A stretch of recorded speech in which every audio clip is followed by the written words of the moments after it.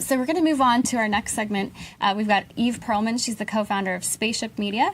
And Chele Farley. She's a Republican candidate for United States Senate in New York. So welcome, Eve and Chele. Thank you, Carrie. It's great to be here. Glad to be here. Okay, Eve, we're going to start with you. So your company created a Facebook group for women to have an online platform to engage in bipartisan conversation called The Many.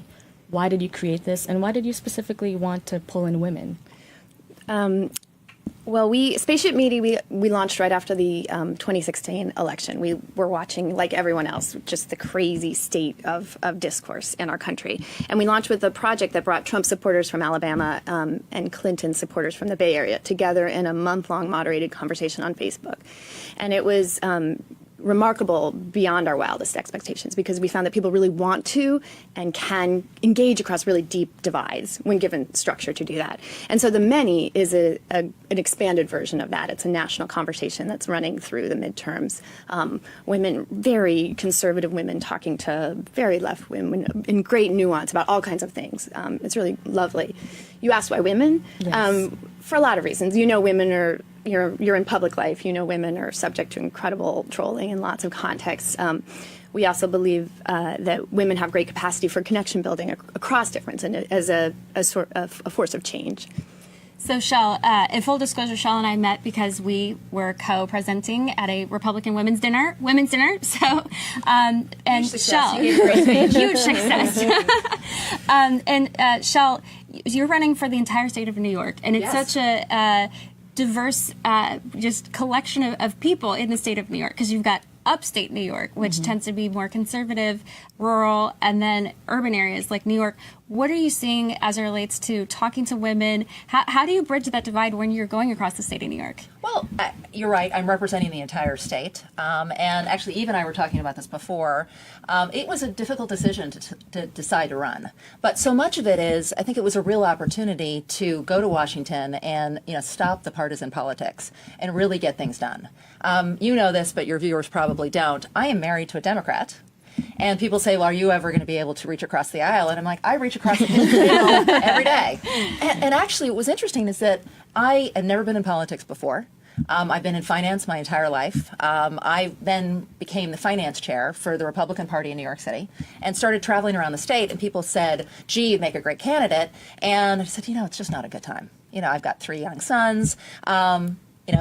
In the future. And then someone said more specifically, you would make a great candidate to go, against Kirsten Gillibrand. And again, I said, I'm very flattered, but not a good time. And I went home and I mentioned it to my Democratic husband. And he's like, are you crazy?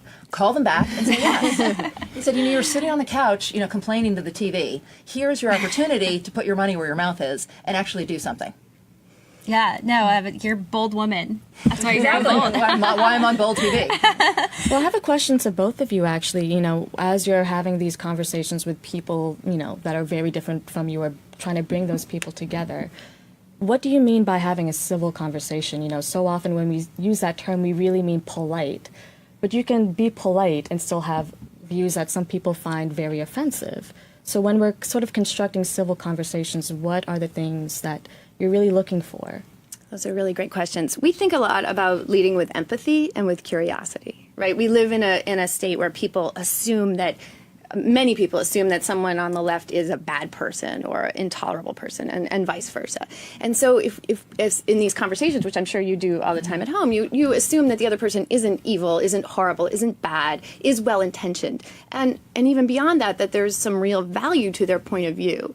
I mean, we believe deeply that we will get better solutions when we can have deep dialogue about the issues that matter to us. I think that's a fair point. I think that we definitely need to be doing more reaching across the aisle and working together. This is actually one of the reasons I'm a fan of term limits. Yeah. I actually think a lot of the issues come about because you have career politicians who frankly don't want to resolve issues because they want something to be able to run on in the next election cycle. And I think I've already said I would only serve 2 terms. I think 12 years is long enough. After that, it's time for someone with fresh ideas, lots of energy and enthusiasm to get in there. But I think if you knew you only had a set period of time to get things accomplished, you would be more willing and want to get more things accomplished. Yeah, I think it was Ronald Reagan who said that it's amazing what can get done when no one is hustling for the credit. And also I like your background being in the private sector where there is a lot of accountability in terms of outcomes and what's happening. So that's a good mentality, I think. I mean, I'm obviously, on the right side. I'm also an engineer, which I think is the other thing. I mean, I really look at it very analytically and say, okay, let's look at like the facts. I mean, one example here in New York, everyone's complaining about the subway. Right. Well, we have 40% of the mass transit riders are in New York State. You would think that we would get 40% of the mass transit budget, right? Or something close. We don't get anything close. It's 16%. Less than 16%. And it feels like 16%. And it really does. And it's like we're getting shortchanged $2.25 billion a year. There's going to be a fare increase to increase to basically raise $2 billion. Guess what? We wouldn't need that fare increase. And of course, my opponent sits on that committee, which makes that decision. And I'm like, you got to get in there, and I will get in there and I'll fight and say, no, it is unacceptable. You know, New York deserves its fair share.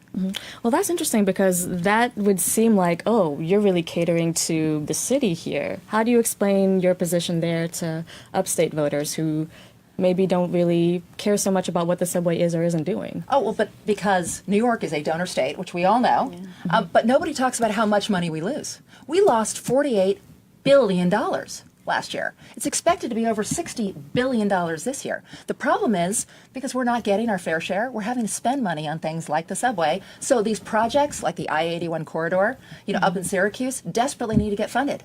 They can get funded if we would bring that money back. It's our money. Right. New So York it's about showing taxpayers. those connections. Absolutely. So, Chele, I'm curious from your perspective as a Republican woman, because I know this is something that I hear as a conservative commentator, that I'm self-loathing, that there's something wrong with me. I'm like they say, like Colonel Sanders eating or chicken, like a chicken eating fried chicken, like that I'm against my own interest. So that was I just butchered that whole thing.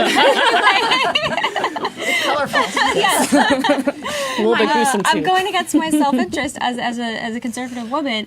How do you respond to that sort of criticism? Oh, I was just going to jump in because we hear that a lot from the women in our group. Like I am. They really resent, as you do, being construed as not smart or not capable or not asserting their own interests. And I think that's a really important thing to be heard and to be recognized. I don't know if you wanted to piggyback on that or.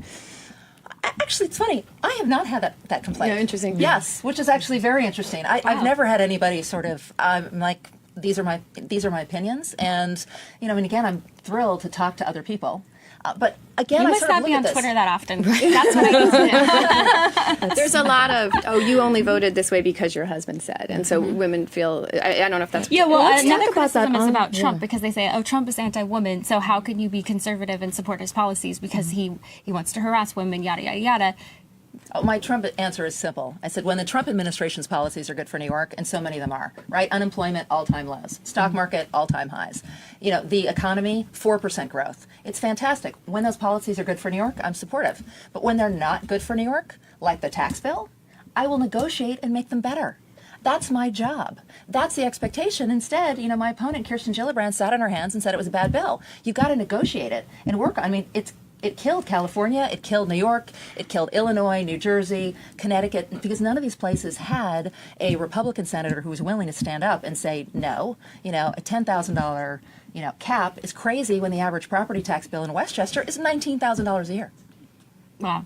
Well, and arguably male candidates and male officials have not been advocates for women's rights across the, political spectrum. So, For people. Absolutely. yeah. We the people. Great. Well, thanks, ladies, so much for joining us. We appreciate it. It's great. It's a pleasure. Yeah. Thank you guys for having us. Eve Perlman and Chele Farley. Yeah.